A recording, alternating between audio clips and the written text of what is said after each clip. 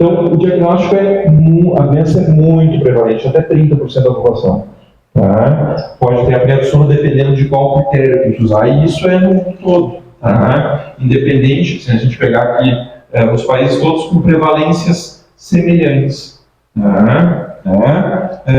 Tem casos que são óbvios, né? Então, pacientes obesos, com pescoço curto, com retroagnatia. Esses são casos clássicos, com paciente sonolento na consulta, eles podem ter apneia do sono por retroagnatia. Isso diminui, não é só o queixo que é mais curto, geralmente o espaço, aquele espaço retropalatal e retrolingual, ele é menor também.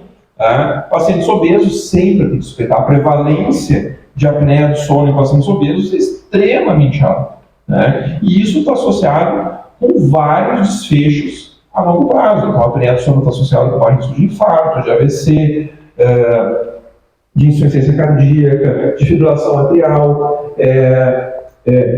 e inclusive de outras doenças a longo prazo, como aumento de risco de Alzheimer, de doenças neurodegenerativas. No palo, geralmente aqui tem um aumento do espaço reto-palatal, ou por um aumento por obesidade, que a gente diminui o espaço antero-posterior, por acúmulo de gordura tanto no pescoço quanto na língua.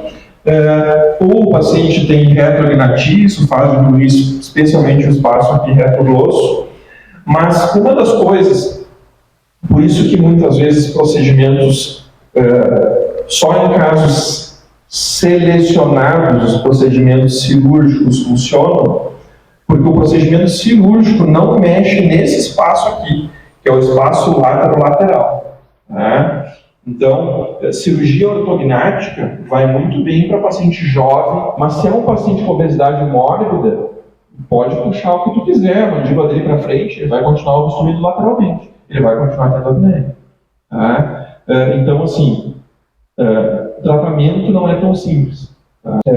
Tamanho de amígdalas, isso aqui é uma coisa importante para apneia do sono em crianças. Em adultos, geralmente a gente já tem, né, atrofia dos tecidos linfóides, mas em crianças, então, eu devo ter uns 10 pacientes, ou 15, que eu acompanho com esse diagnóstico, de narcolepsia, e sei lá, centenas, né, com a apneia do sono. Narcolepsia é uma doença que a gente tem deficiência de hipocretina no hipotálamo. Tá? As células que produzem hipocretina morrem. Tá? Então, tem degeneração dos neurônios hipocretinérgicos do hipotálamo. Lembrem que a hipocretina, a orexina, é um daqueles neurotransmissores que reforça a ação do sistema ativador ascendente, que faz a gente ficar acordado.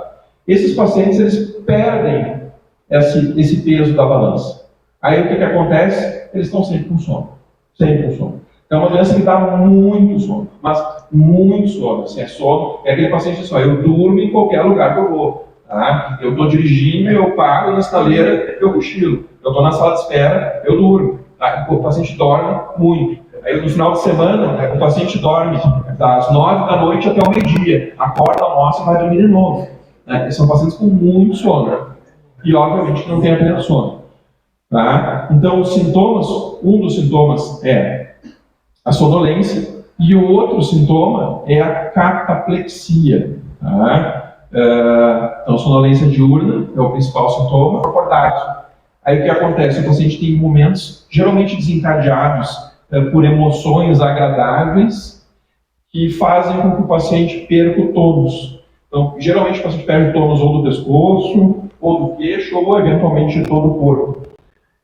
Outros sintomas que o paciente pode ter são alucinações hipnagógicas, que é a sensação de que tu vai dormir, mas tu ainda não pegou no sono e já está sonhando.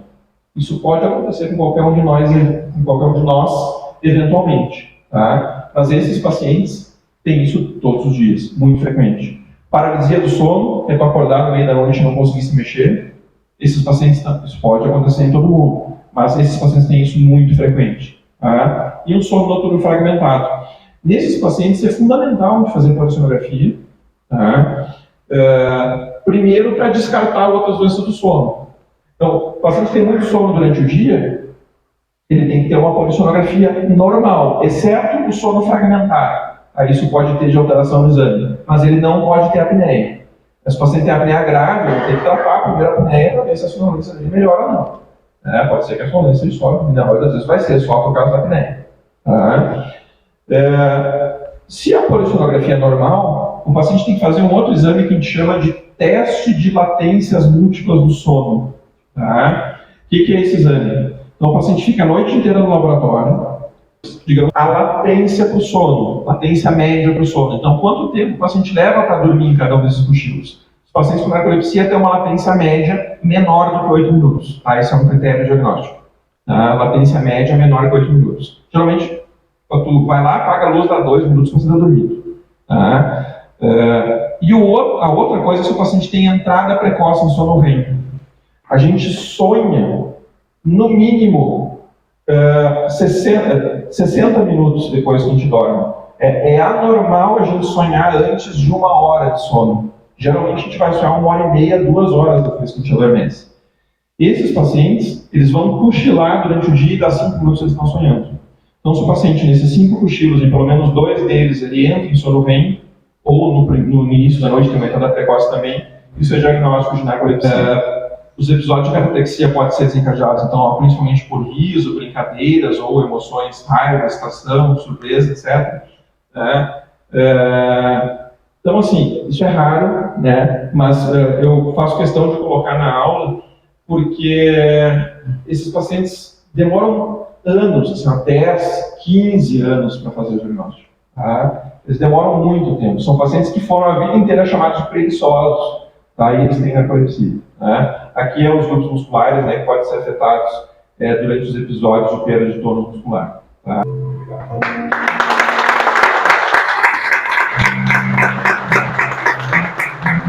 Então, meu nome é Alan Freilich, eu sou médico neurologista, trabalho com medicina do sono, e o objetivo da palestra foi orientar os nossos colegas, né, sobre as diferentes doenças do sono, as diferentes patologias do sono, como insônia, apneia do sono, síndrome das pernas inquietas, narcolepsia, e poder ver quais as indicações dentro dessas patologias de solicitar o exame de polissonografia, qual a importância do exame de polissonografia para o diagnóstico das diferentes patologias e como a gente interpretar esse exame e isso poder auxiliar tanto no diagnóstico quanto no tratamento dos pacientes. Bem, essa é a ideia, né? A ideia é para conscientizar, né, tanto a população médica quanto não médica sobre a importância do sono, a importância de a gente diagnosticar as patologias do sono devido ao impacto que isso tem na qualidade de vida da população.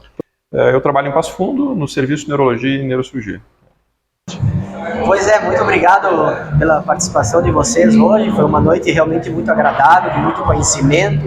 Agora o pessoal está aproveitando o nosso coquetel e em relação à realização do mestrado, eu concluí agora no mês passado o mestrado cuja dissertação é sobre a pesquisa do gene que codifica uma molécula relacionada a tumores cerebrais, mais especificamente aos gliomas, que são os tumores mais frequentes, e também tumores com prognóstico muito ruim e que carecem de novas pesquisas para o desenvolvimento de novas drogas, objetivando a melhora do tempo de sobrevida desses pacientes.